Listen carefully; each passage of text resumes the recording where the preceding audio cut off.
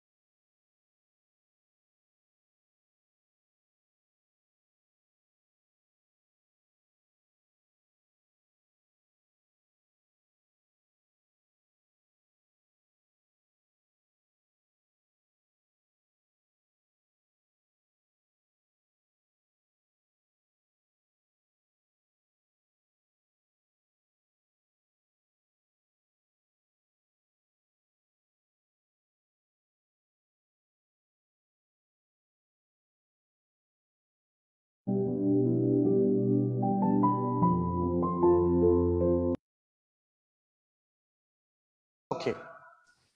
I am meeting Professor Sarkar every day.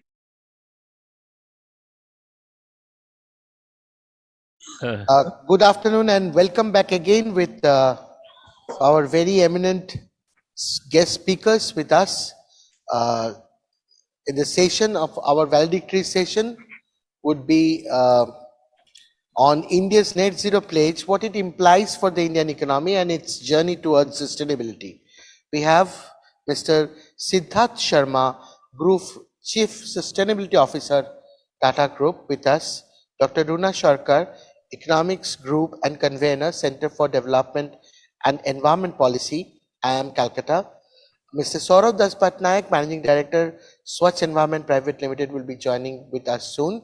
The session will be moderated by Mr. Gautam Ray, Senior Vice President, the Bengal Chamber of Commerce and Industry, and Executive Director, HR and Admin, CSC Limited, and President, HR Power Group, RPSG. With this, I would request Mr. Ray to take the session forward.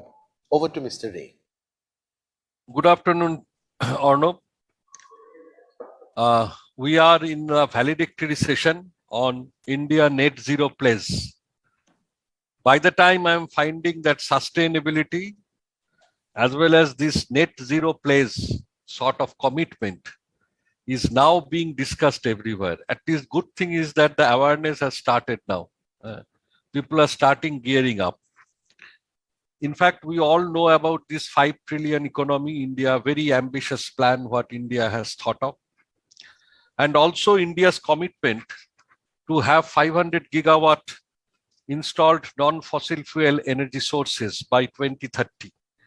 And there has been a commitment that we have made in 2070 to go to a real net zero. And we all have seen it in the last United Nations Climate Change Conference in Glasgow. Incidentally, I was there in person, and Bengal Chamber had a privilege to have a session on accelerated e-mobility on that Glasgow summit. Definitely this COP26 is a conference which is different in a sense that it has been, though there has been disagreements, naturally at that level there are agreements on disagreements, but definitely it is a conference for commitment also. In their own way, the countries have committed. That's a good thing in it.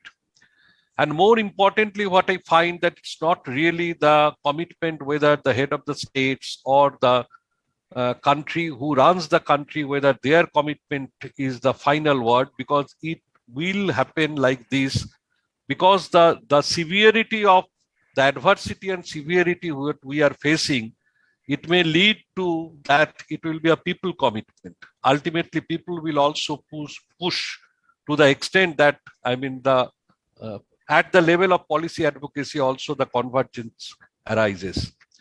There are issues like, because it is, I always been saying that this is a transition management. So that is writing on the wall.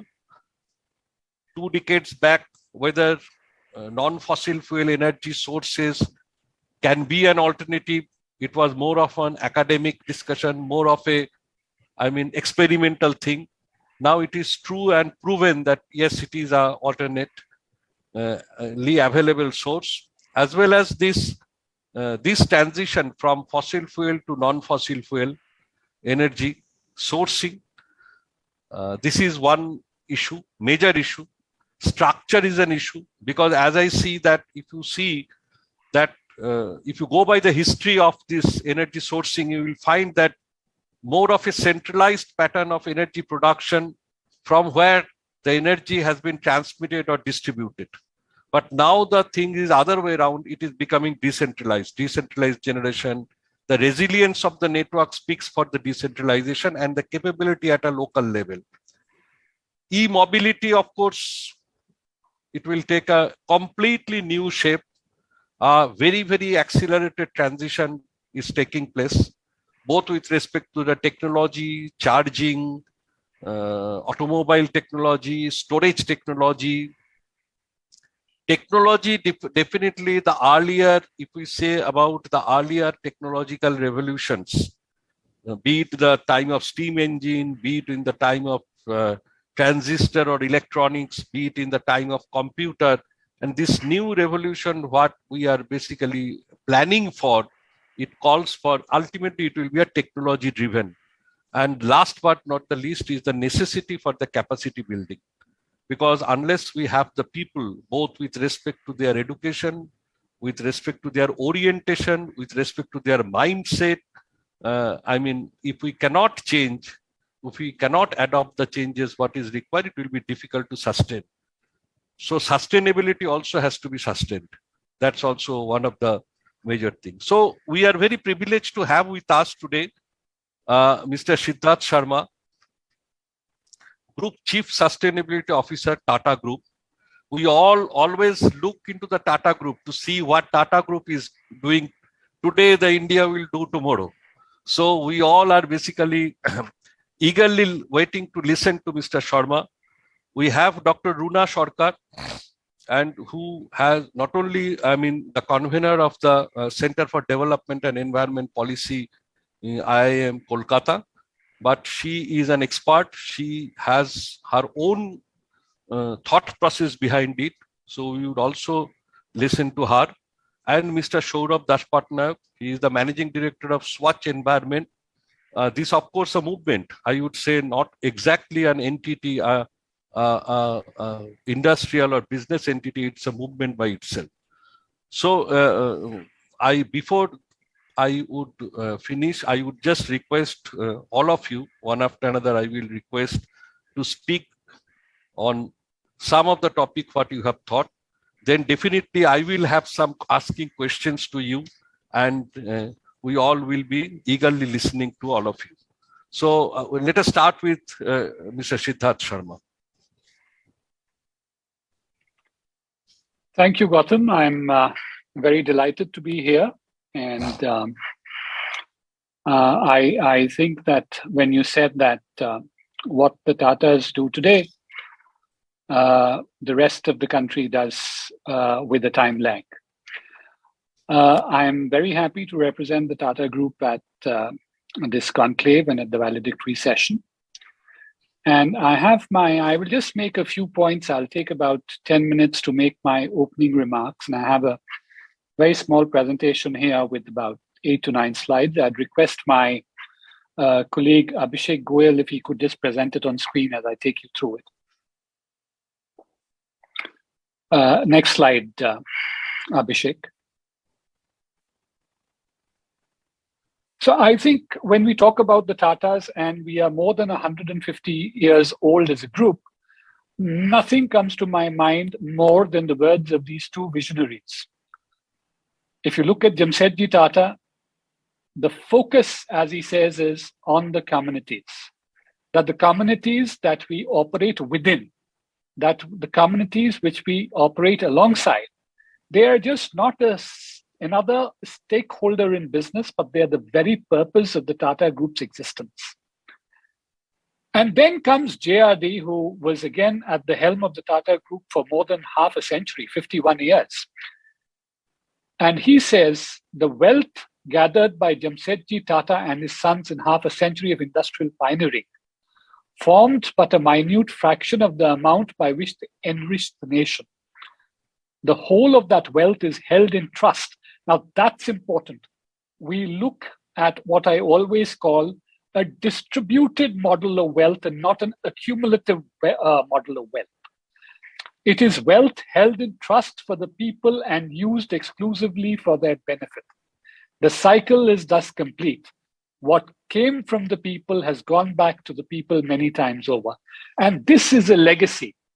And this is the vision that we at the Tata Group live and swear by. Abhishek, next, please. And you would see that this is probably the only conglomerate in the world which has a unique organizational structure where it's a three-tiered structure, where we have a very dynamic and independently run board companies, all obviously for profit. And on top of that is the promoter in the investment holding company, Tata Sons, which is the corporate center, which holds anywhere between 30 to 75% of shareholding in these group companies. And on top of that are public charitable trusts, which hold a majority, 2/3 of the stake in Tata Sons. And therefore, the dividends that our companies earn and return back to the corporate center and thereby from the corporate center to the trusts are nothing but a distribution of profits to the larger community. And if you look at the beauty of this organizational structure, the more the profits that you earn, the higher is your capacity, capability to give back to society, to give back to community. And this is a thought, as I said, which goes back 150 years, much before the term sustainability, corporate social responsibility, and any other lexicon came into mind.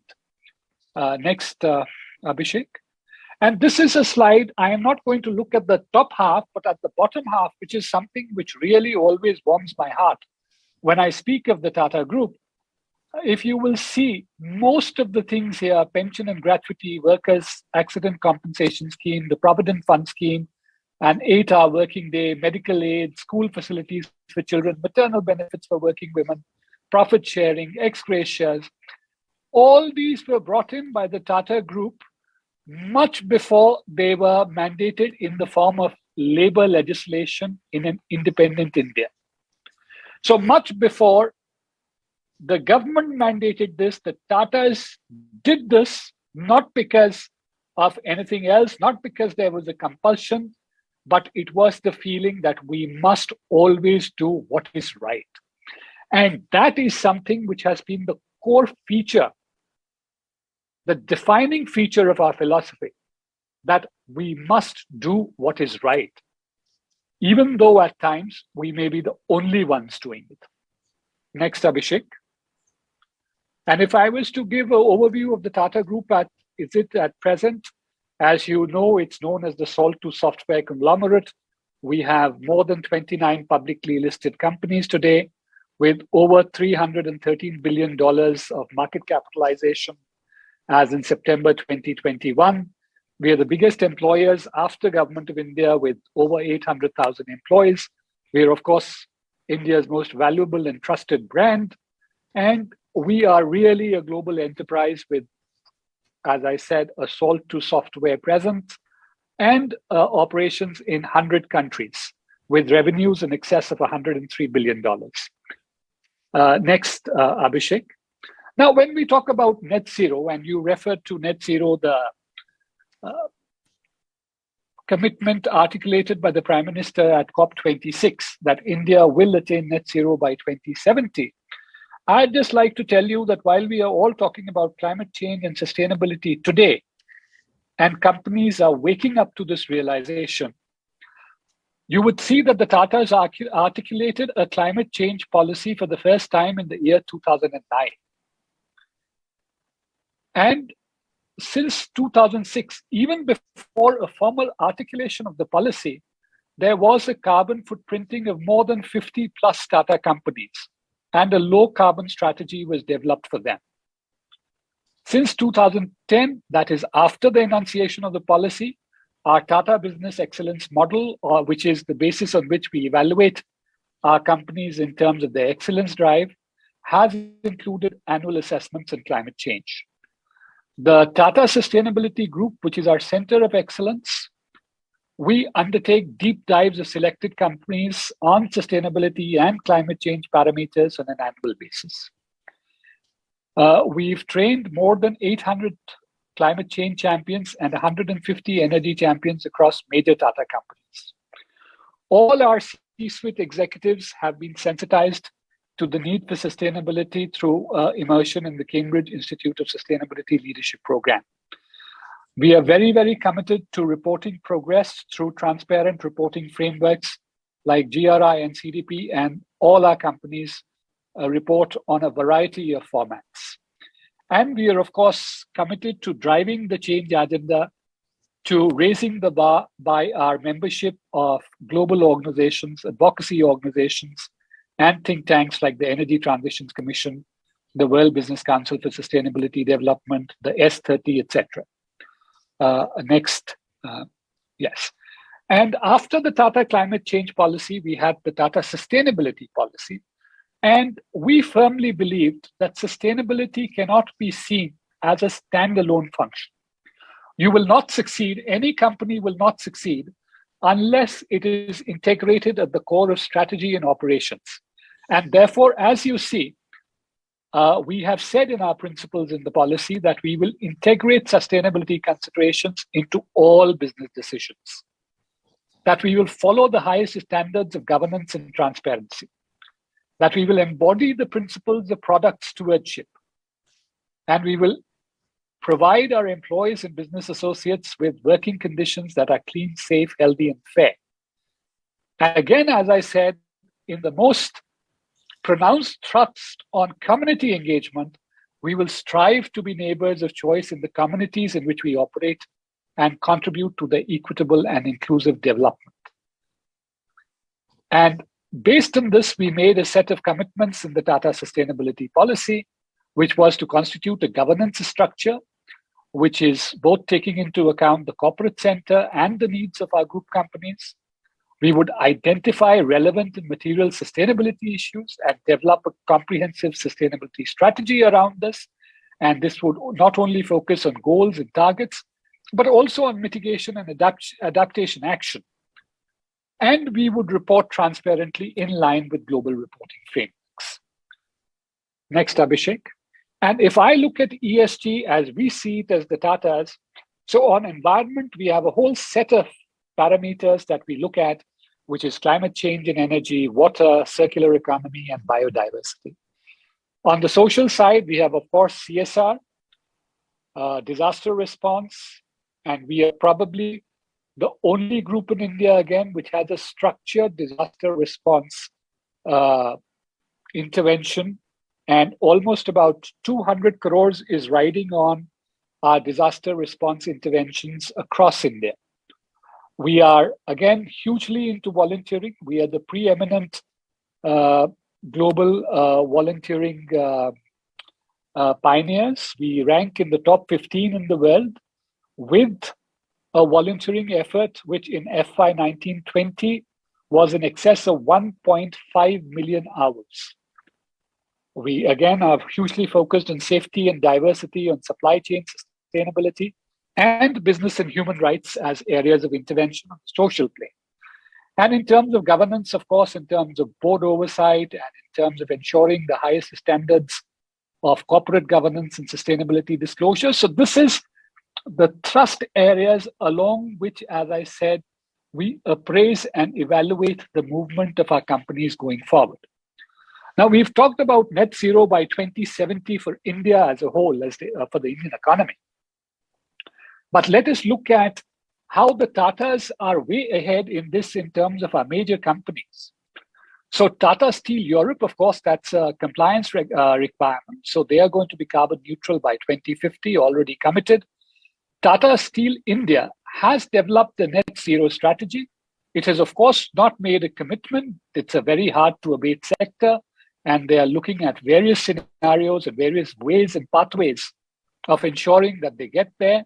But they are working very hard on that strategy for getting to net zero by 2050. Tata Power, which is India's first integrated power utility, has already made a public commitment to 2050, and they are looking to advance it to 2045. Jaguar Land Rover has already said that they will have net zero carbon emissions across their supply chain, products, and operations by 2039. Tata Chemicals similarly has set science-based targets for 2030 for operations in India, North America, Europe, and Kenya. TCS is committed to net zero by 2030. TCE net zero by 2050. So if you see the top 6-7 of our companies, group companies, which account for almost 95% of our entire carbon footprint, are firmly on the way to achieving net zero on or before 2050. In fact, to share with you, we also had the group chairman, Chandra. He's been very, very focused on sustainability as one of the key pillars driving the Tata growth story forward. And we've had an external consultant also look at the entire range of operations within the Tata companies. And this is what I say, transformation 2.0. We've assessed the as-is situation at the moment. Based on that, the chairman is likely to unveil our vision and strategy going forward into the decades leading to 2050 in the next 2 to 3 months. And some of the key pillars of that sustainability strategy and the climate change ambition will be around biodiversity, nature-based solutions, deep decarbonization, use of new technologies, cutting-edge technologies, etc. So I think we in the Tatas are in a good space. We are committed to carrying our leadership forward in these areas of climate change and sustainability. And we look forward to working with the entire ecosystem in India and abroad to advance these objectives. So these are what I would call my opening remarks. And I'll end there at that, and we'll carry forward.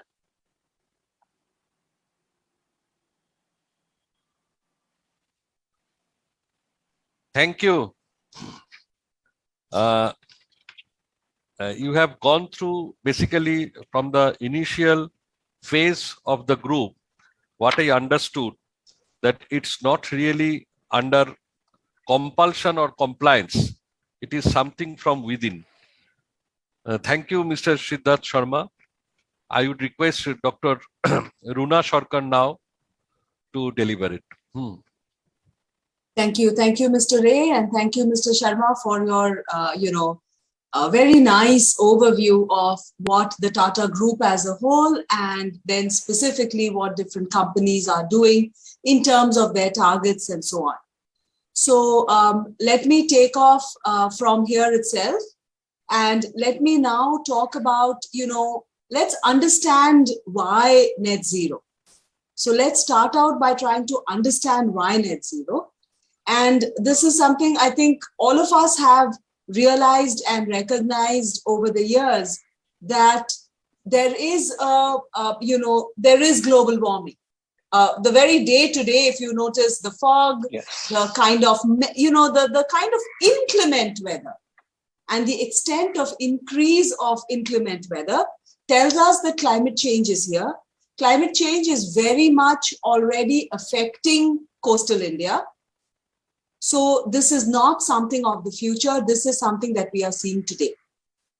Having seen it today, if we continue the way we are, even if we continue with what we've promised in terms of our nationally determined contributions or targets, even prior to COP26, the world would be 2 degrees centigrade higher overall in average temperatures by 2100, which would mean an increase of 0.1 meters in sea level. Right? Now, which would mean pretty much, Kolkata getting wiped out of the face of the earth. What we could do is, if we are more ambitious to reduce this to 1.5 degrees, that would mean a decrease in about 0.1 meters of sea level. The difference doesn't sound great, but this little bit of difference would mean that up to 10 million more people would be exposed to related risks if we were at 2 degrees as compared to 1.5 degrees, assuming no adaptation measures. So the costs of climate change are huge. And because the costs of climate change are huge, in addition to all the reasons you gave for the Tata Group moving towards sustainability, it's also the markets. It's also the costs you are going to bear going forward, which has ensured that the Tata Group has gone ahead and started moving towards sustainability targets. Now, the important thing to realize is that there is a near linear relationship, if you will, between cumulative net emissions of CO2 and CO2 equivalent gases and temperature increases.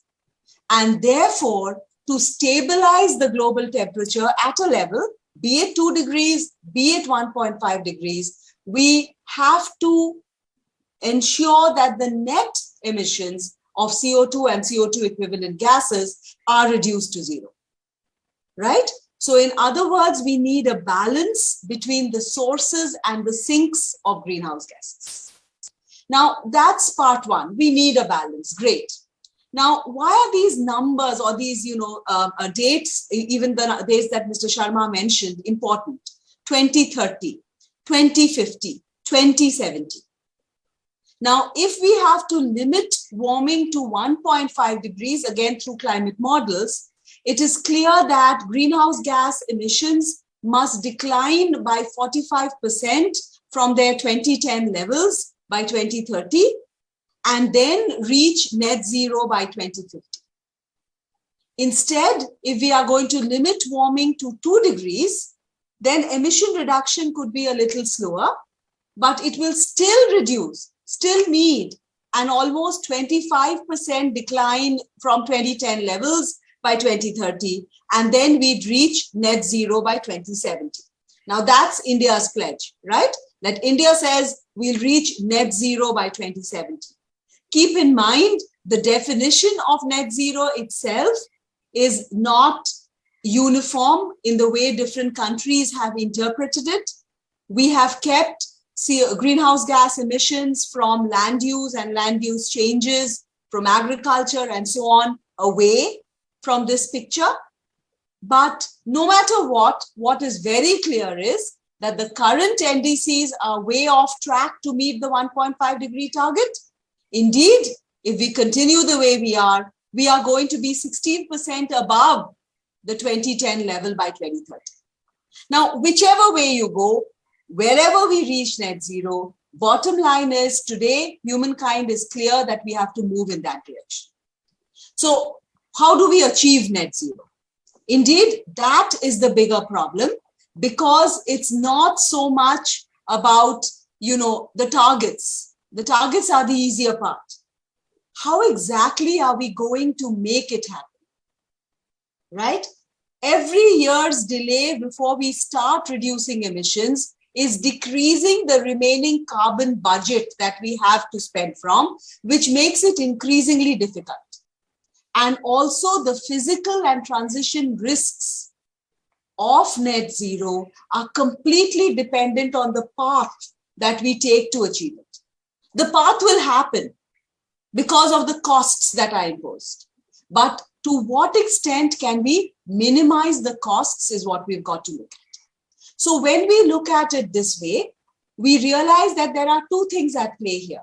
One is regular neoclassical economics that all of us study, where, as a response to a cost, you are going to have an incremental response and you're going to make a change.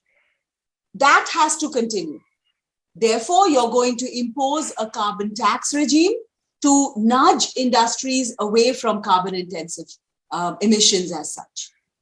The important thing is, in addition to this kind of a demand side pull, where it's happening because people need it, because CEOs would like their profits to be at the right level, that should definitely continue. But at the same time, what we need is also a supply side push or a Schumpeterian approach, a big bang approach through large scale funding, through large scale policy changes to make those big changes. Mr. Sharma mentioned the difficult industries, difficult to abate industries, be it steel, be it cement, be it the aviation industries.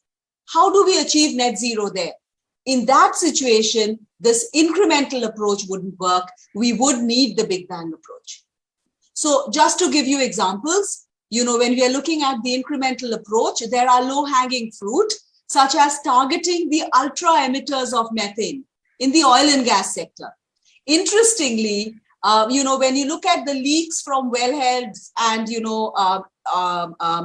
methane escaping from just the wellheads and the distribution systems, this accounts for almost 22% of man-made methane emissions. Mind you, methane is a far more potent greenhouse gas than CO2 and also has a much shorter shelf life. So it's a very quick measure of reducing the amount of greenhouse or of the amount of warming.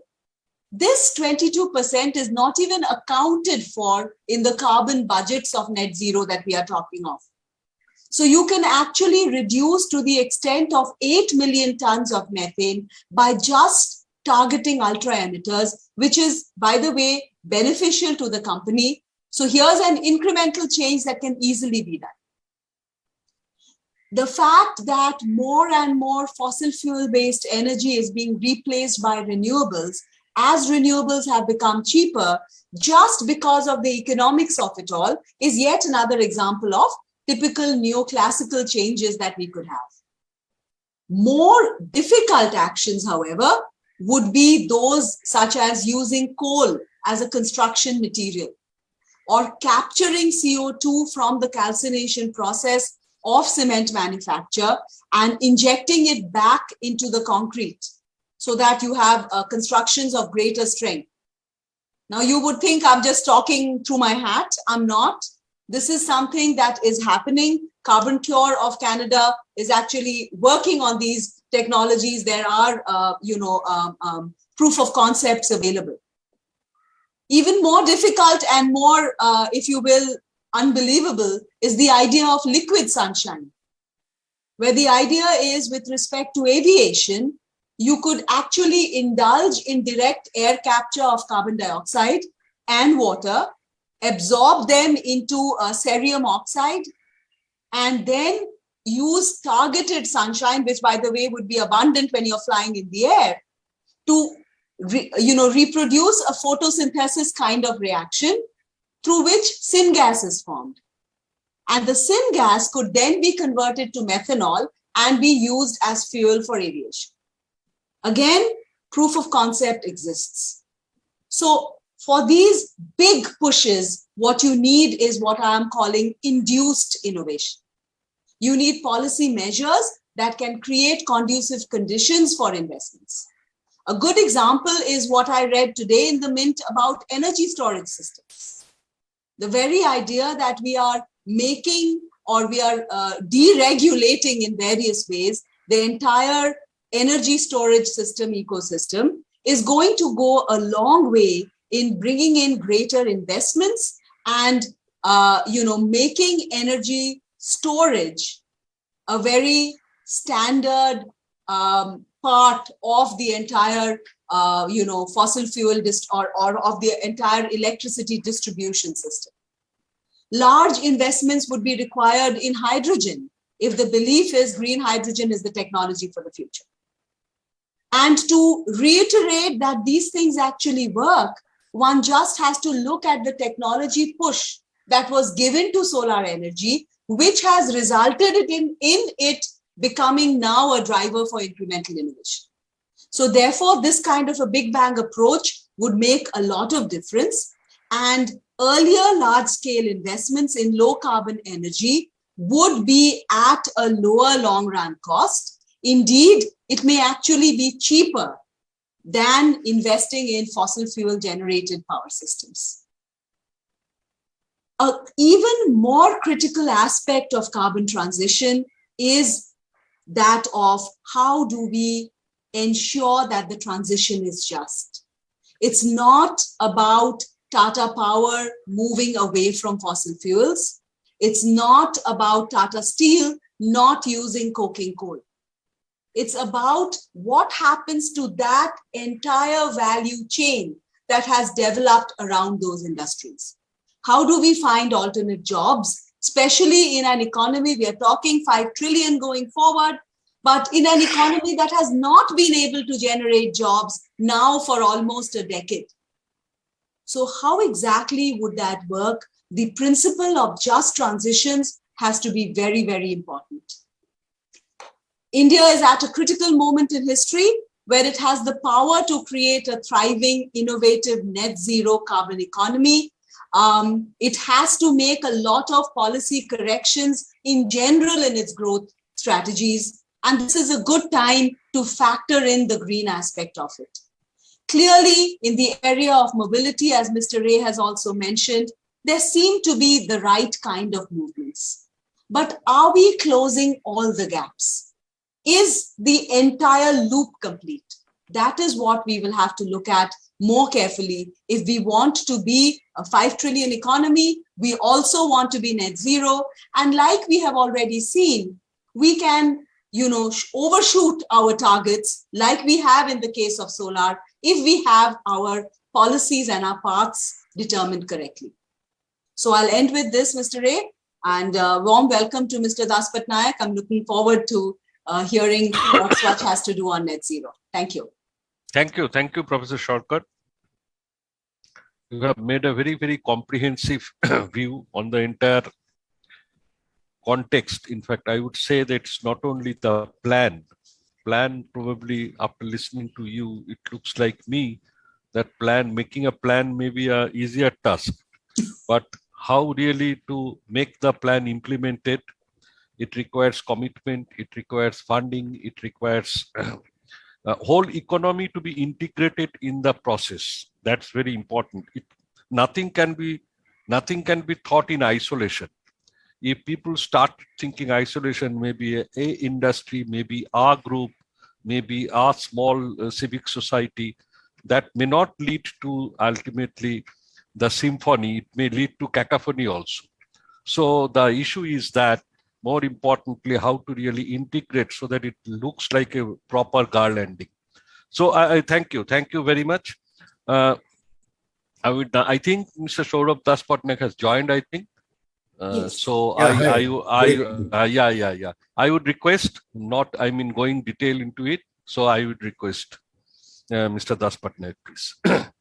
Yeah, thank you so much, Mr. Ray, and the illustrious speakers, the panel of Professor Sarkar, Mr. Sharma, and all the eminent speakers. I'll just quickly run through some of the key issues because we are into implementation of infra and water and environmental projects. So on the ground, we see what's happening and how do we address some of the challenges as we go along. So I think that since the subject is how would India achieve the $5 trillion economy and what is the share of GDP and how things are moving, from a perspective of what we see on the ground and how India is going to contribute to the world economy, as well as how the climate change and our focus on ESG and focus on the COP26 key issues, I will just delve. I guess I have about 5 to 7 minutes time to discuss. Yes, definitely. Okay. So I think I'll request some of the Bengal Chamber Summit to actually present. So I think the decoding of 5 trillion economy, the roadmap for the Indian economy, is a small capsule presentation, which I would like to just take you through. And then I think the next slide, please, if you can just, the next slide. I think the critical important points. I think currently what we are doing currently with 2019, maybe around 3 trillion, and how do we reach by 2025, 5 trillion. That's something which even Professor Sarkar mentioned about it. But point of contention, are we also creating enough jobs in our ambitious target? So India can become a kind of a 10 trillion economy in the next 20 years. But this journey is not going to be easy if we look at the current rate of growth, could be in the rate of around 9% at least. So there is a huge amount of catch up to do, and we have to really ponder as to how to do this catch up. The next slide, please. If you see the transition of the GDP, and all of us are familiar with it, currently, or the trend we have been having, agriculture has been the predominant. Agriculture will continue to be predominant, but agriculture as the pie will shrink. And I think the services, India is moving towards more of the service sector, which will be the key contributor in terms of its GDP. The next slide, please. Now, I think there are typical issues on the agriculture. There are a couple of skewed issues which I would like to handle. The crop pattern, the way it has evolved in the last 100 years in India, there are a couple of anomalies in our system. Just to see the green revolution which happened early 60s, and thereafter the benefits of it now are plateauing down. We talked about mechanization of farming. We talked about energy efficient farming. We talked about farming which takes much less amount of water. But unfortunately, till date, very few large commercial agricultural examples are there where states have really embarked upon phenomenal changes in our agricultural pattern. We continue to do the same thing over and over again. And you look at most of the states, Punjab or any other state, which are actually growing rice, which is one of the biggest contributors to water depletion in our Indian subcontinent. Our agriculture is the largest consumer of water. And I think most inefficiently, we are actually producing our crops. The next slide, please. And constantly we have floods and droughts. And the use of seeds, use of incredible amount of fertilizers, lack of awareness. I mean, it's a whole lot of mess. And I think the issue is to where do you start and where do you do where you address.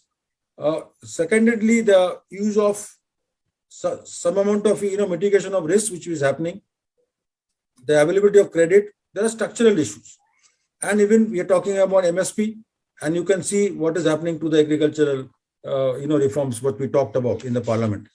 So next slide, please. Coming to the next slide. Coming to the manufacturer also, in the manufacturing segment, if you look at it, the new age manufacturing, there is significant changes in the way we use our energy and we are efficiently managing. Our cement plants, steel plants still need a huge amount of modernization to look at how do we improve our coke rate. Even why do we need even coke oven to manage the entire steel making process? There are many new technologies are evolving, but then these are capital intensive changes which we have made. Billions of dollars have been invested in existing infrastructure. How do we manage to change over? That is where it needs long-term capital finance to change over to what is called the climate finance. And I think this is an area which is untouched upon as to how to manage this transition from where we are and where we want to go. The next slide. And MSME is essentially, again, struggling to make these changes happen. I would stop in the construction sector for a while and actually look at a couple of good examples in the NHAI where they have actually tried to make some perceptible changes on the ground in terms of using a recycle and reuse economy. But then the far and few examples are there. But in a normal instance, most of the infrastructure project, the construction project, apart from the real estate, is essentially managed by the government and its ecosystem. And I must say that we have not been able to pilot many changes which has happened in the some parts of Europe, and it's still in the discussion mode, and standards have not evolved in terms of the Indian, the BIS standards. So there is a huge gap in terms of where we want to be and where we are currently operating in the construction sector. The next slide, please.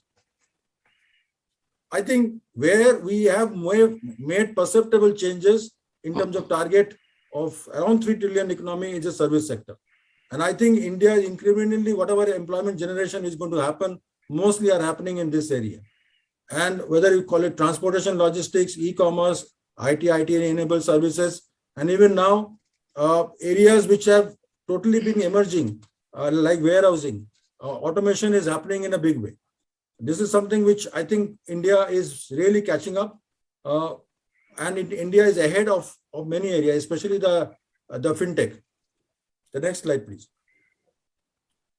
Climate change in the economy. I think India, if you look at the stress on climate change, which is actually emerging because of various studies in terms of whether it's the American Meteorological Society studies or the IMF data, India would be one of the most affected region, or rather the South Asia would be the most effective region. And why, I will tell you. The Indian subcontinent with ocean around, with rising ocean, there will be huge challenge in terms of salinity and the TDS in terms of the water quality, which is available in the coastal cities. Historically, our cities which have now evolved are either in the coast, and a few like Delhi, Bangalore, Hyderabad are in the middle of the country, which is not near the coast. Coastal based development with ocean rising, especially in the eastern part of India, where every year we can see there is statistically evident now significant rise in ocean levels. And if that happens, I think some of the cities which are actually witnessing flooding, and I'll tell you on what are the extreme weather conditions in terms of its impact, economic impact, as well as the impact to our livelihoods and lives. The next slide, please. Vulnerability of Indian studies is very clearly now defined. Delhi, Mumbai, Delhi is already reeling under water scarcity. Huge disasters are planning. Cyclone-prone areas which are happening, extreme weather conditions, we are familiar with it. Every year we are now having cyclones, even in Calcutta, which was super cyclone. Every year we are having a super cyclone. Most of our coastal cities are going to have problem. Sewage treatment plants are going to have serious problem, because if there is a rise in sea level and the designs are met, most of our urban cities will have flooding. Kolkata has a high density, and now coming back to Calcutta, because all of us are living here, we will be facing two problems. One is salinity of our Ganges, that is Hooghly River, which is going up every year. We are running water treatment plants across the Hooghly, and we find there is huge changes, and these water treatment plants are not able to manage the salinity which is growing in these plants. The next slide, please. Water stress is a known fact. Central India is going to face huge amount of water depletion, both at the ground level as well as at the surface level. And most of our cities would be facing huge problem of by 2030. I think most of our cities have acute problem. And unfortunately, Mr. Rai, I will tell you, none of our cities have invested on infrastructure of recycling and reuse of water. We have taken water as a granted, and it's a political issue, of course. Most of the places, water doesn't get taxed, or there is no tariff mechanism. In our great city of Calcutta also, the tariff mechanism is not even established. Then how do you run water establishments when you have to run a proper quality 24/7 water supply? This is going to be a major challenge in our urban sprawl. Most of our cities in Delhi is already facing, Bombay, significant stress. Chennai is trying for desalination, but failing, very expensive water.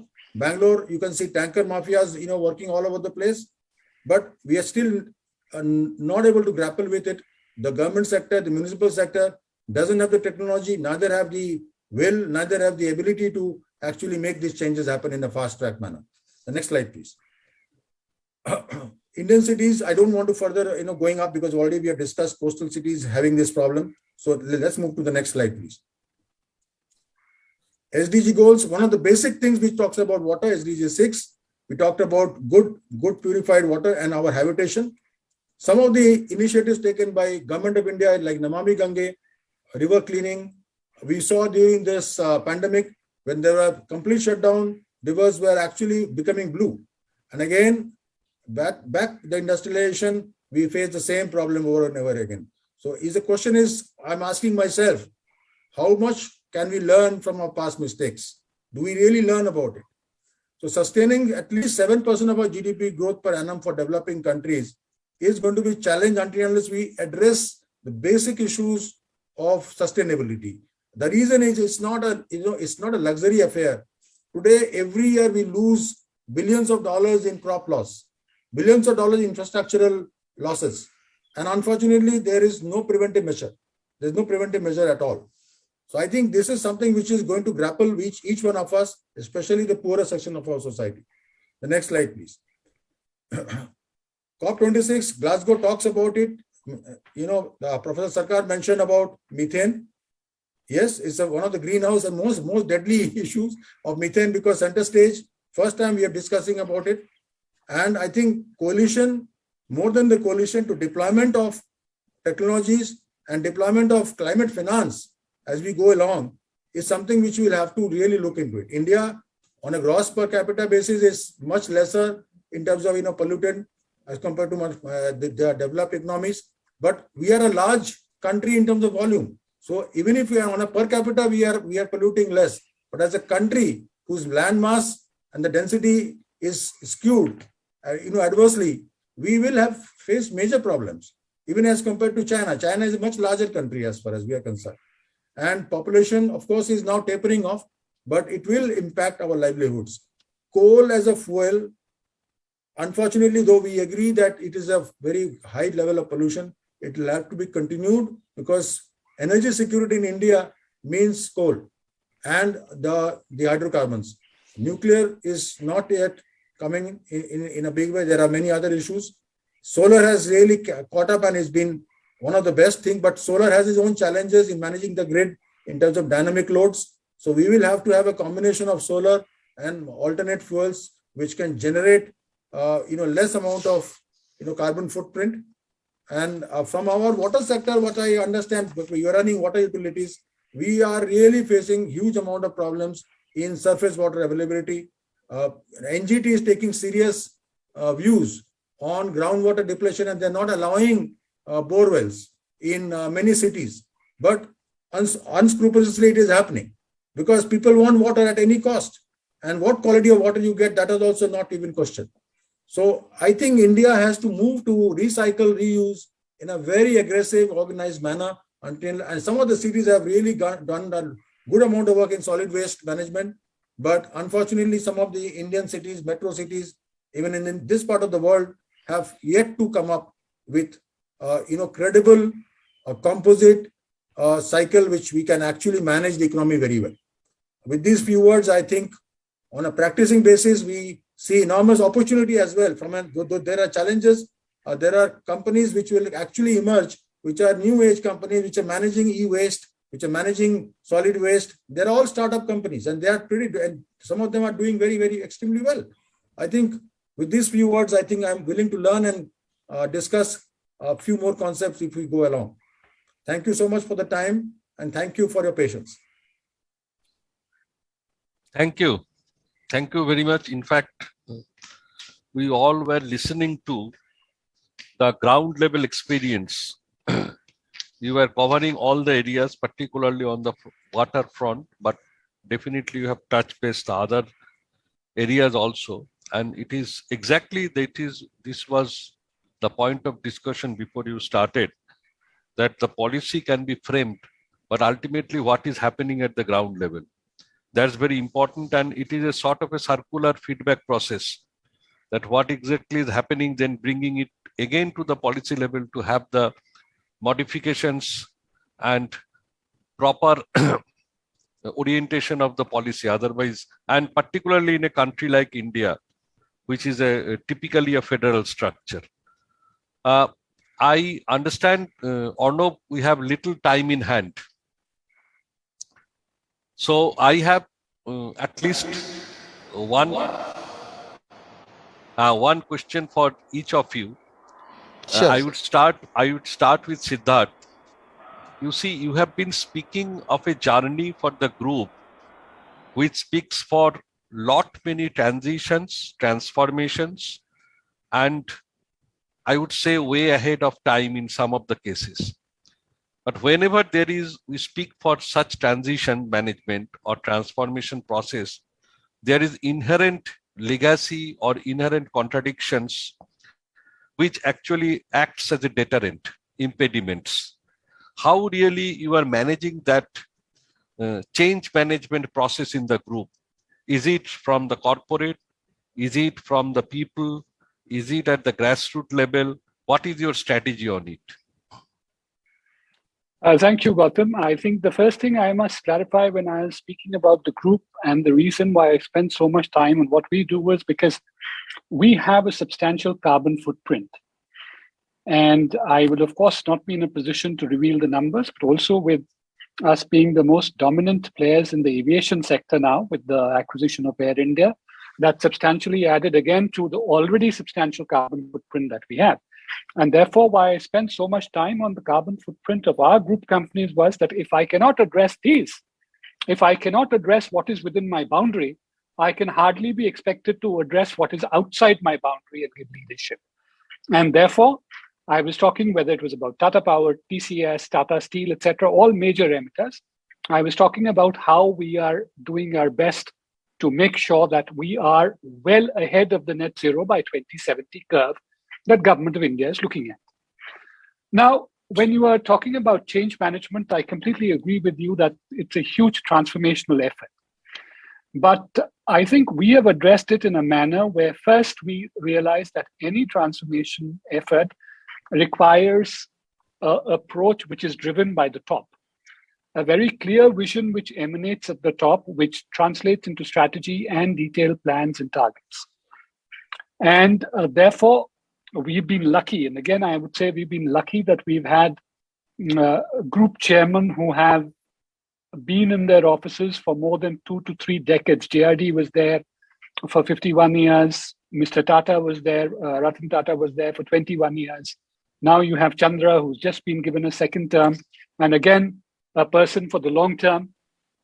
So I think all of them had a very clear vision. And as I said during my initial presentation, that we started way ahead of the curve and we first exposed all our leadership to what climate change and sustainability imperatives were.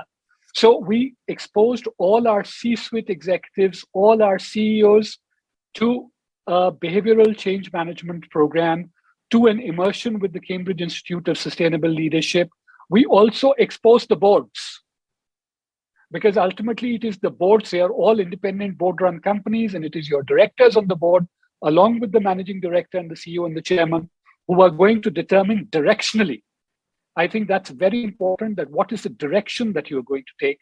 So the first part of fashioning this was that the core thing of how the top views it, and do they put enough heft behind it? Do they put their capital behind it? So the whole process was to drive it through our top leadership. And then it's important that everyone, and I can say not only about the Tata Group, but as a nation, it is important that every citizen understands and bears responsibility for a fundamental transformation. So in our companies, if you would see, I talked about climate change and water champions. Embedding these people, training them, ensuring that when they went back to their companies, they were the champions of change, that they raised these issues. Because I firmly believe, and the group firmly believes, that whether it's top, whether it's middle, whether it is the people at the front line, unless all people do not come together in terms of a cohesive vision, you are not actually going to be able to move. So if I tell you, apart from this, every year, we run a behavioral change campaign, which is the Tata Sustainability Month. It is, as you see, it's a month. And we pick up topics which are absolutely important, which are critical, not only to the group, but to the nation. So I was focusing in the last Tata Sustainability Month, we focused on biodiversity, because that's a very key part of India as a whole, moving forward onto its net zero commitments. So to tell you, we have not, because the way we have prepared the ground, we've ensured that everyone is completely in sync, from the group leadership to the company leadership to executives down the line. They're all in sync with the need for change. And therefore, we've not had those contradictory pulls and pressures, because where either the top is driving it and the middle is not convinced, or the lower level doesn't know what the whole purpose is. We've ensured that we have evened out the process. And in that entire exercise, we have not really come across any significant roadblocks. But if I take this argument onto a whole of nation level, Obviously, there's a lot to be done. So I had one panelist who was talking about water. Now, I was appearing at the Forbes Sustainability Conference, and I made that clear that the pricing of value does not reflect, the pricing of water does not reflect its value. How will you bring about behavioral change unless you are able to get your behavioral economics right? Unless you are able to get the political economy of water right? Unless you are able to bring about behavioral change in the masses? So I think the whole thing, what we've done in the group at a smaller scale, I think at the national level, we have to bring about a consensus around climate change and a consensus around the steps that will be required to reach the goals that we seek for ourselves. Thank you. Thank you. Thank you. Very comprehensively, you have started with your own group and then extrapolated it to the national perspective, and rightly said things move from the top. And when there is a organized and designed intervention plan, capability building exercise at all level, as you were saying, with the clear directives, very clear clarity on what exactly we are wanting to do, what we are wanting to achieve, and acknowledging what with which you have started, that yes, we are responsible for carbon footprint, and if I cannot manage within my boundary, then how can I talk about the outside? So that first is basically, we have seen such contradictions come primarily from denial. But if it is not a denial, if it is really accepting where I am, major problems could have been solved. So thank you for very, rightly answered the entire thing. I would now come to Professor Sarkar. I would put you in a question that ultimately it is the country India. So we cannot deny the society. So my question is that a country where always we are observing great contradiction, maybe some reasons, maybe, completely different, but between the center and the state in a federal structure, between the state and the local bodies, they are also supposedly to be independently run local bodies as per the constitution. But what exactly happens, we know. Then the local bodies vis-a-vis the civic bodies, how really the civic body movement is shaping up. So how can you structure the need of what you are saying at the policy level to fit into these, I would say, I would not mention about the word disorganized, but not really in sync type of structure where we are?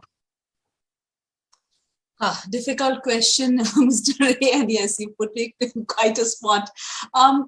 So the first thing to kind of acknowledge is it's a good thing that we are not in sync. Okay, let me start there. Primarily to say that if we are not in sync, it means that the center, the states, the local bodies are all thinking independently. And that's fantastic. That's needed. Because even in a top-driven initiative, which, by the way, this should be, Mr. Sharma is correct, transition has to come right from the top. It's important that it is localized. The actual initiatives have to come ground up. So it's actually a combination of top-driven and ground up. So the ideas, the monies, and so on will have to come in from the top. But as far as the actual action, it has to happen at the ground level. So independence of thought, but a mechanism through which each entity is listening to each other is very important. What we read in the papers is that's not happening. That's not happening between centers and state. That's not happening between states and the local bodies. And one of the ways, and I'm an economist, so please pardon me if you disagree with me on this, but one of the ways that we can ensure that enough of listening happens, especially when the power structure puts you downwards, is through putting money in the hands of the people who need to be listened to. And herein we tie in the idea of climate finance, and we bring in finance saying we have to empower people right from the bottom up. Indeed, in the context of climate finance, Mr. Das Patnaik also raised the issue that that's a big problem, that's a big bottleneck.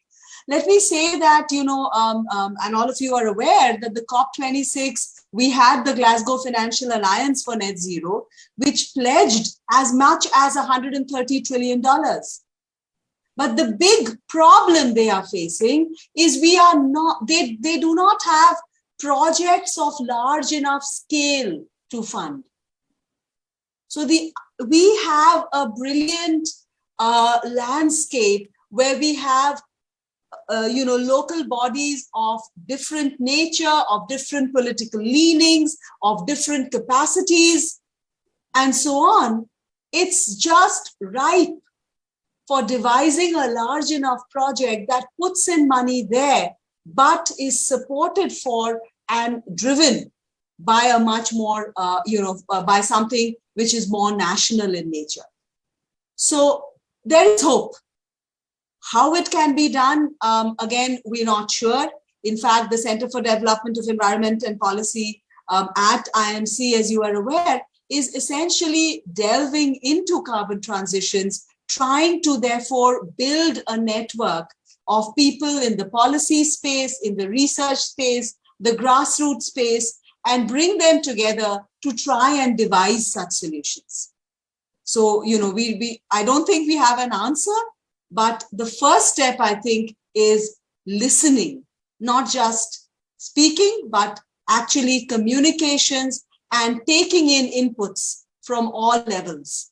And I believe money can make this process a much more effective one.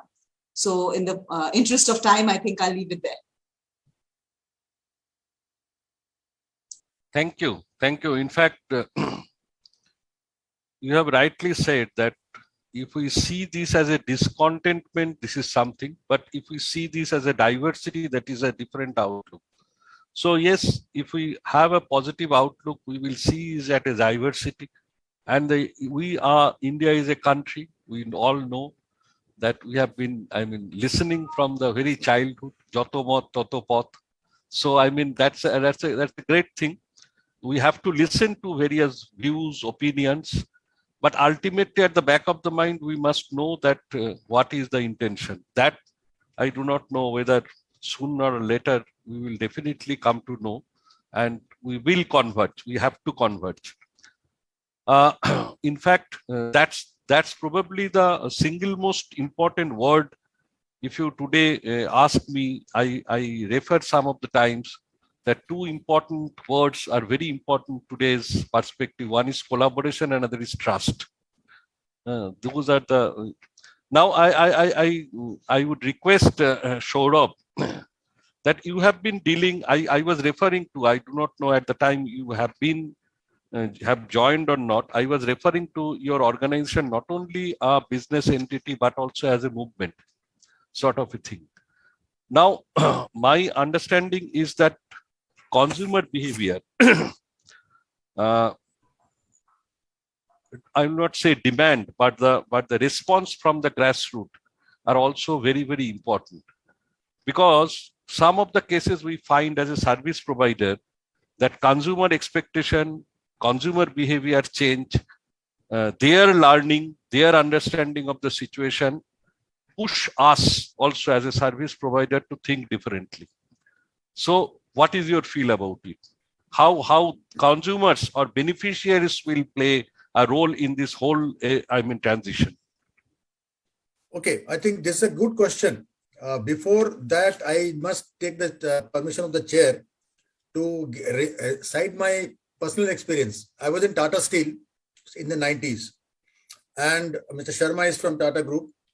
The forward-looking approach of Tata Steel that point of time, in the year 1992, they set up an energy optimizing furnace, CORF.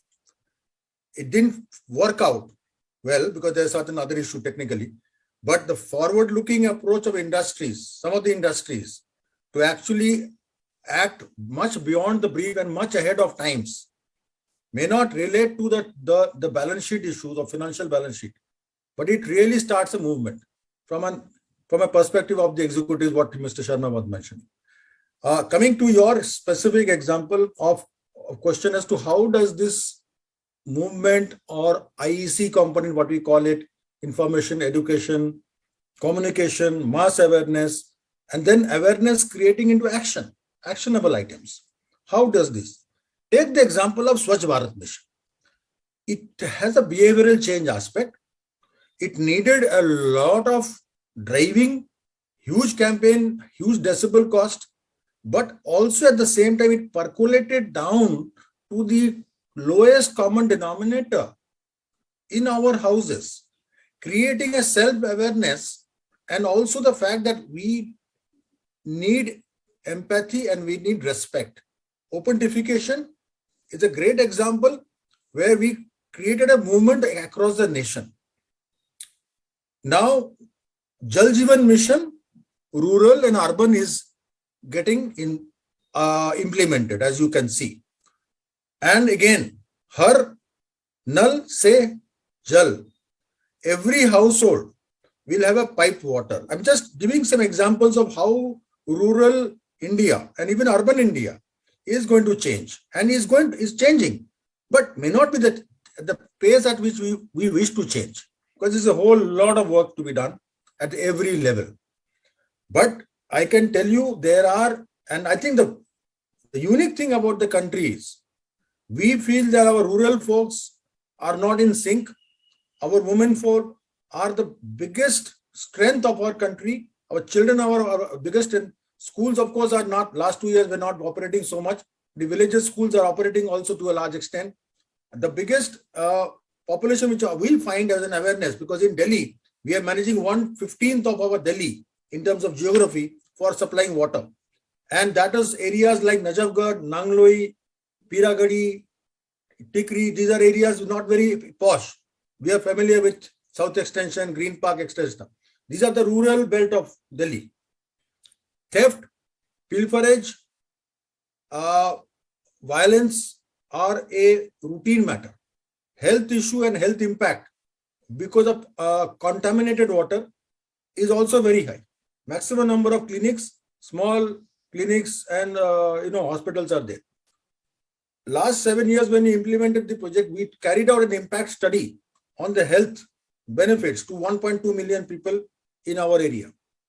And there has been at least 20 to 25% reduction in the health cost of the individual families by a survey carried out by social welfare team of our team. And biggest team we have is social welfare team.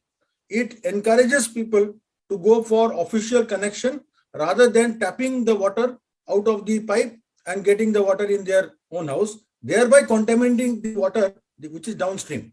So if I contaminate the pipe now and do the theft, I will contaminate this pipe for my next neighbor or the downstream. So that is something which we are doing. Of course, we are doing policing also. Behavioral change starts from schools. And I must say, in Delhi, the school champions, what you mentioned about, what Mr. Sharma mentioned about, is working to a large extent. The school children, though from very, very economically poorer and weaker section, have been pledging and encouraging their parents to go for official connection. To that effect, today, we have now become universal connection. Every household, they don't have to pay earlier, they have to pay large amounts of money. We have now brought about a change that you pay 200 rupees only for the connection. Balance you pay slowly. So behavioral change is happening in urban area, in rural India, but the motion and different parts of our states or different part of our region, our country is changing in different patterns.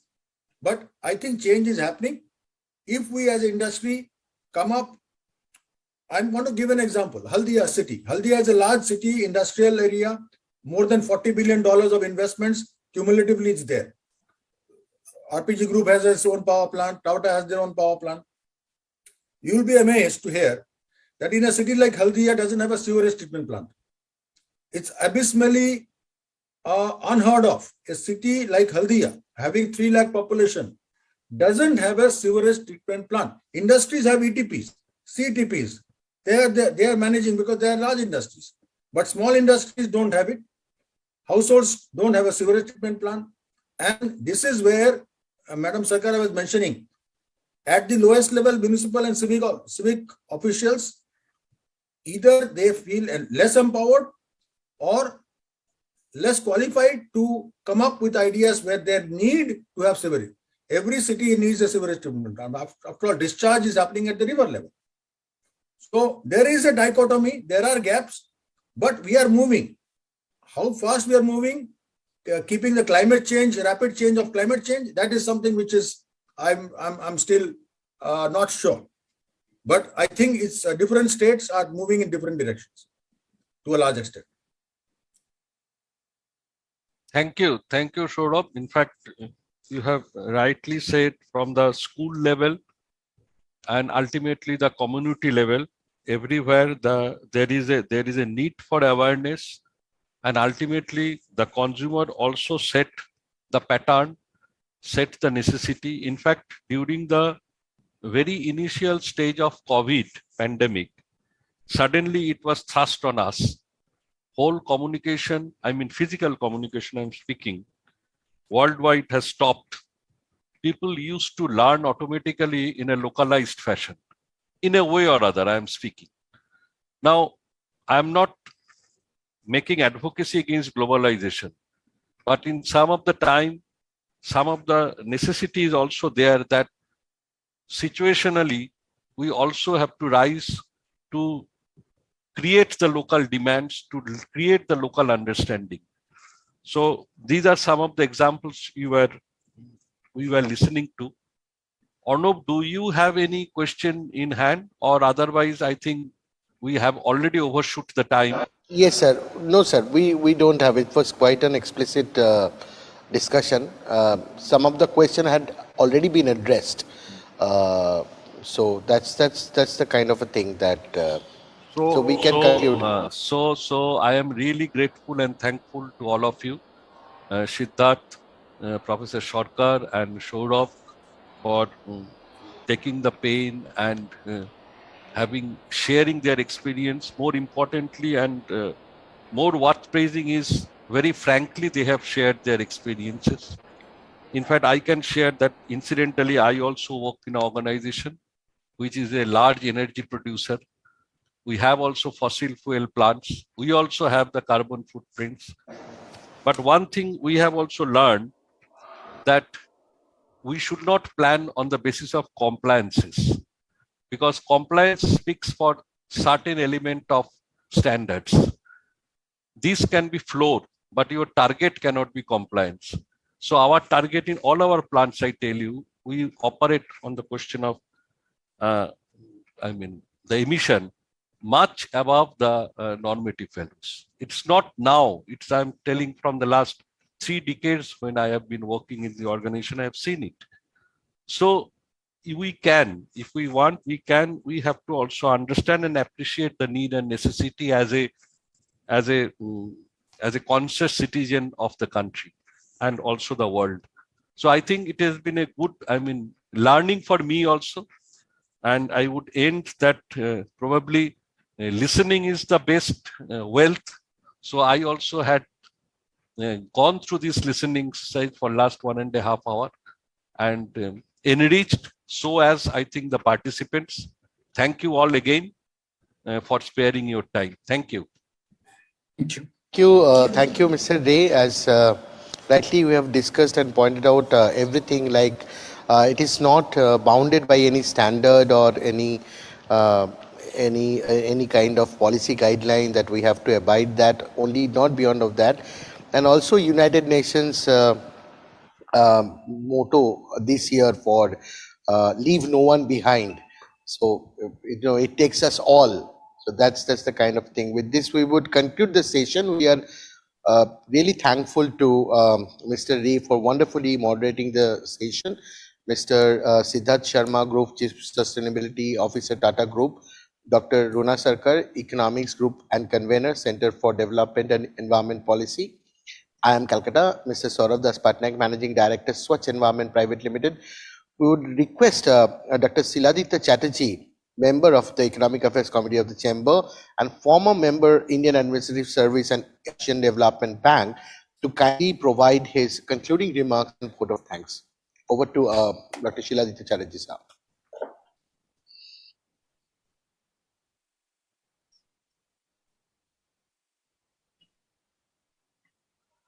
Thank you very much, Arnob.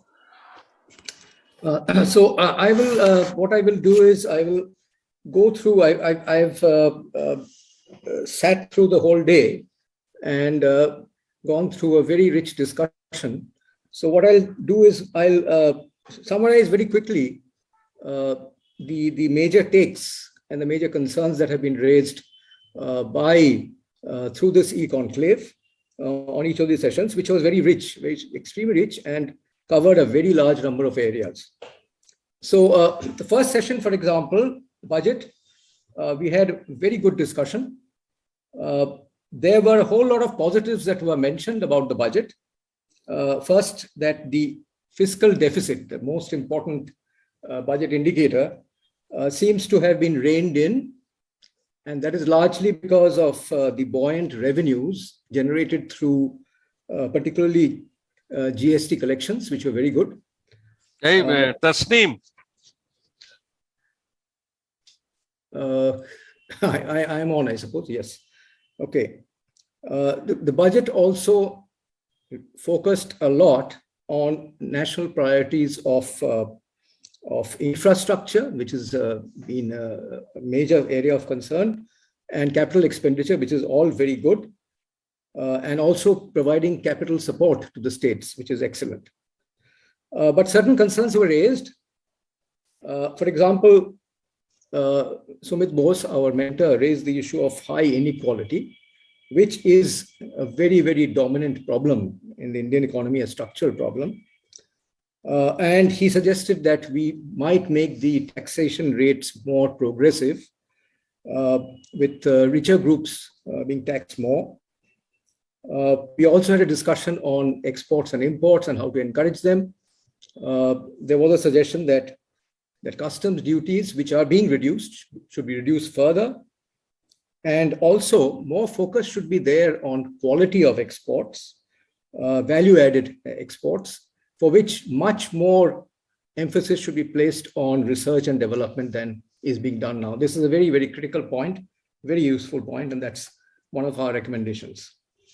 Okay, second session, session 2 was a very rich discussion on manufacturing and how India can utilize the opportunities caused by the global disruptions caused by COVID. In terms of government actions and government policies towards this move, was mentioned Gati Shakti, because infrastructure has been a major problem for Indian industry. So the emphasis on Gati Shakti and improvement of logistics was a very important thing that the government is doing. And also the PLI schemes are starting to play out and provide returns. And the regulatory and compliance environment has been improved. So all of these are very, very crucial positives, but there are certain concerns and certain impediments have been highlighted. First of all, the international standards, we are not abiding in our for example, exports on international standards, and that is something that we must try to achieve. We must identify the right value-added chains. Now, it's not just everything that we should try and export. We should focus on the right value-added chains where we have the biggest comparative advantage, and should basically focus on those.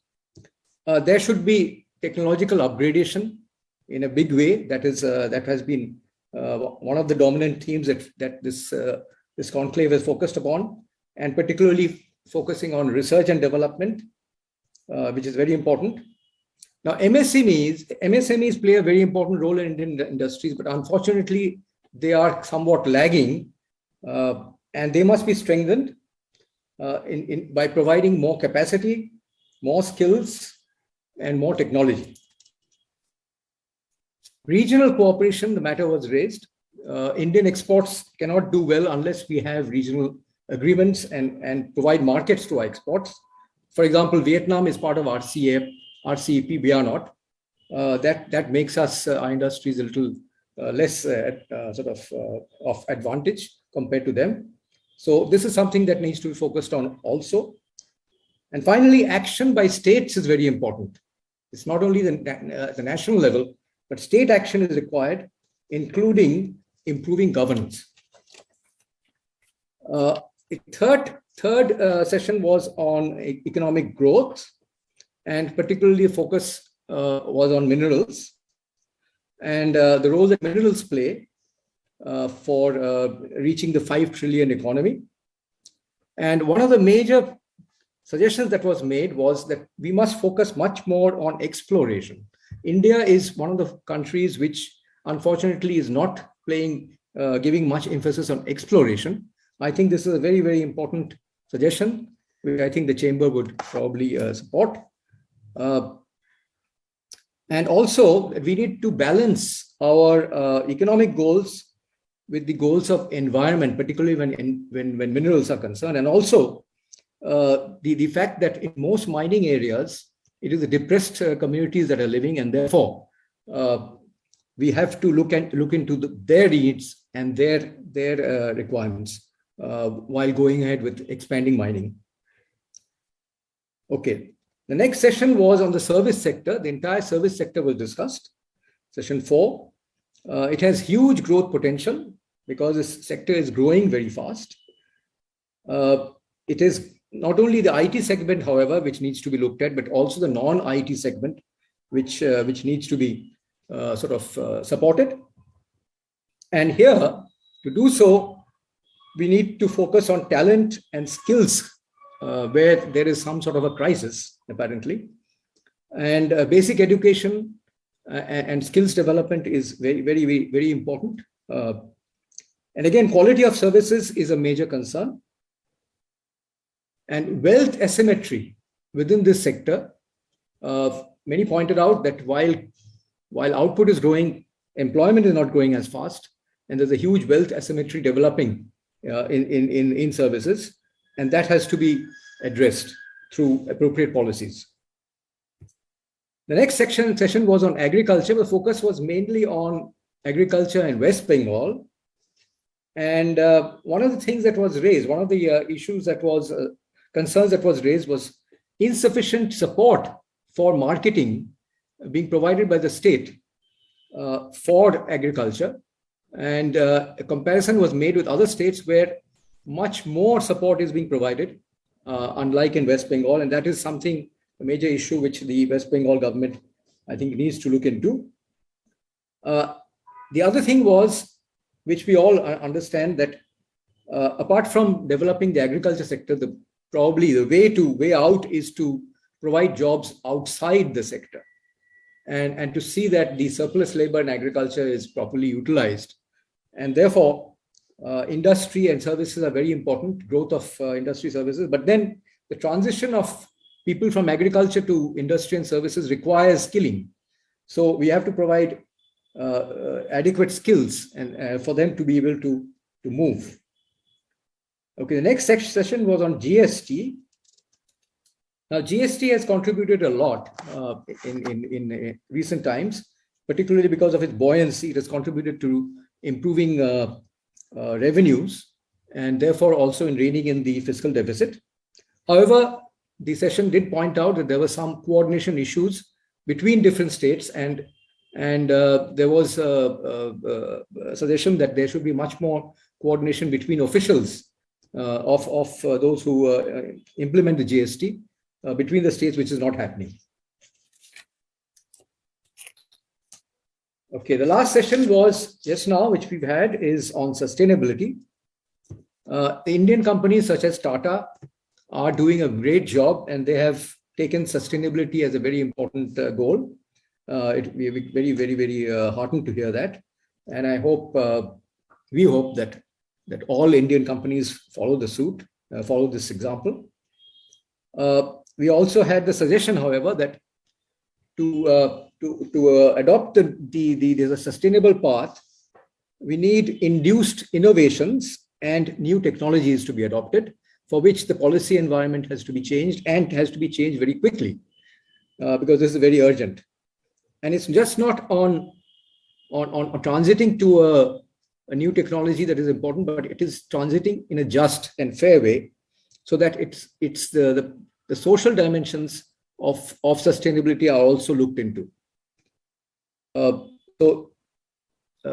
All participants there discussed about managing the transition, and this will be a challenge which will require policy and institutional responses urgently. So I think, of course, I hope I have not omitted, of course, a very, very rich session, but these are the main points that I thought came out. But having said all that, I think one of the major things that we did not talk too much about, we talk about the budget and so on and so forth, but these are actually means towards the end of development. And what are the ends of development? It's the sustainable development goals. We did talk a lot about the environment goals in the last session, but the other goals are not really talked about much. And for example, the economic survey has one chapter on the sustainable development goals, but however, it focuses on the Niti Aayog's indicator framework, where it ranks the different states on achieving the goals. But where is India standing as far as the goals is concerned? Now, that is something that is not highlighted. Unfortunately, if you look at India's position vis-a-vis the goal, it is not a very good one. Now, I made a very quick assessment of the various goals using World Development Indicators. And I find, for example, that in case of poverty, in case of hunger, in case of health indicators such as the number of physicians per 1,000 population, number of nurses and midwives per 1,000 population, in terms of education, tertiary enrollment, literacy rates, in terms of gender, in terms of, for example, proportion of seats held by women in parliament, in terms of sanitation, question of open defecation, and so on. There's a whole list of other things. India's position is not only quite poor, it is poorer than the entire world average. And it's also poorer than the East Asia and Pacific average. So we have a lot of catching up to do. And this is one area which we need to focus upon much, much more. So I think, having said that, I think I would like to conclude the overall sort of economic dimensions of our plenary session by saying that we need to focus also on the ultimate goals of development, which I think not too much attention is being played on. Okay. Finally, let me end with a vote of thanks to all the participants. First of all, our chief guest, Mr. Tarun Bajpai, Secretary Revenue, and all the other guests, speakers and moderators, guests of honor who participated. We would like to thank our own president, Mr. Abraham Stefanos, for his welcome address. We'd like to thank the entire audience, which interacted very, very actively throughout the sessions. We would like to thank also all our sponsors. Let me mention them, particularly NDMC Limited, Bandhan Bank, Indorama India, PricewaterhouseCoopers, Tata Steel Downstream Products, Exide Industries, Haldia Water, Tax Connect Advisory Services.